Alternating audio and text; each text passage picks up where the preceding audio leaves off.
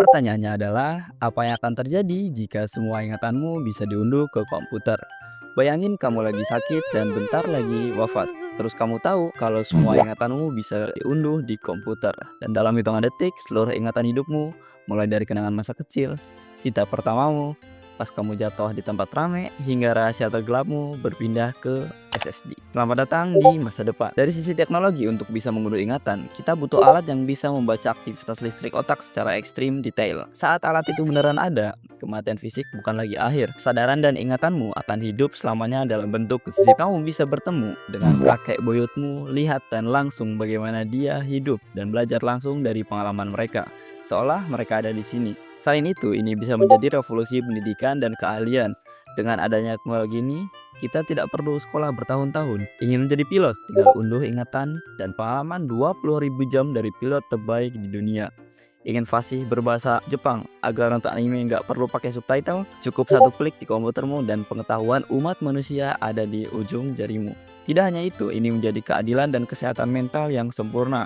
Kejahatan bisa terpecahkan secara cepat dengan memutar ulang ingatan korban. Di sini tidak ada lagi saksi yang lupa atau berbohong. Di sisi lain, penderita PTSD bisa menyembuhkan trauma mereka dengan mengisolasi dan menjinakkan ingatan buruk mereka, seperti mengedit sebuah file video. Tapi, setiap kali manusia menciptakan surga, seorang selalu menemukan cara untuk membangun neraka di sebelahnya. Jika ingatanmu hanyalah data, maka ia bisa diretas, dicuri, lalu dijual. Bayangkan ingatan paling pribadimu digunakan oleh koperasi untuk menjual produk. Di sini tidak ada lagi rahasia atau privasi. Kemudian akan muncul pasar untuk ingatan curian. Orang kaya bisa membeli ingatan tentang pencapaian yang tidak pernah mereka raih. Dan yang lebih miskin mungkin terpaksa menjual kenangan berharga mereka, atau ingatan masa kecil, ingatan tentang cinta pertama, hanya untuk bertahan hidup.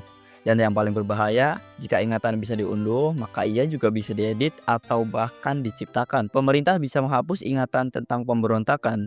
Seseorang bisa menanamkan ingatan palsu ke kepalamu untuk mengendalikanmu. Bagaimana akhirnya kamu bisa percaya pada pikiranmu sendiri jika kamu tidak tahu lagi mana yang asli dan mana yang palsu? Akhirnya ini membawa kita pada pertanyaan paling fundamental. Jika ingatanmu disalin ke komputer, apakah salinan itu adalah kamu?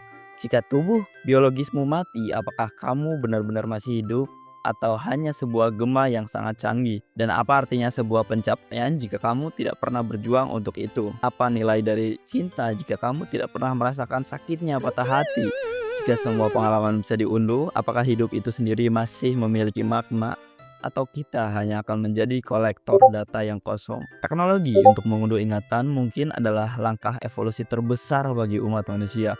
Ia menawarkan keabadian dan pengetahuan tanpa batas, tapi ia juga mengancam esensi dari kita, perjuangan kita, privasi kita, dan keaslian pengalaman kita. Gimana menurut kalian? Kalau kamu bisa unduh satu kenangan, kamu pilih yang mana? Tulis di kolom komentar. Jika ingin bertanya, tulis apa jadinya kalau, dan subscribe jika kamu ingin bertanya hal-hal yang gak biasa. Sampai jumpa di pertanyaan selanjutnya.